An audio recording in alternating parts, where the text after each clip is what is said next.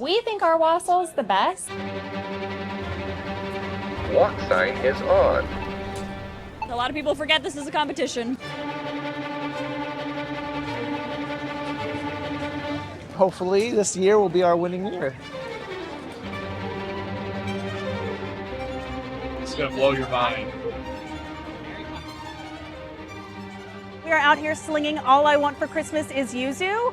We are a delicious herb spice wassail with a little bit of green tea, yuzu, lemon, orange juice, all the herbs and spices. It's warm, simple, and a little bit better than everybody else. I have lived here in Denton my whole life. I have always wanted to compete in the Wassail Fest. I have got 2 this year.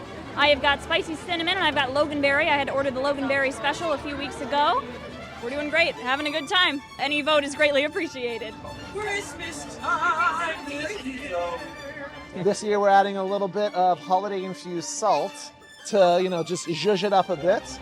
We like to keep it just traditional. It's not crazy. Everybody is always excited that it doesn't have some funky ingredient in it. The wassail recipe that we did this year is actually an old recipe from my grandmother.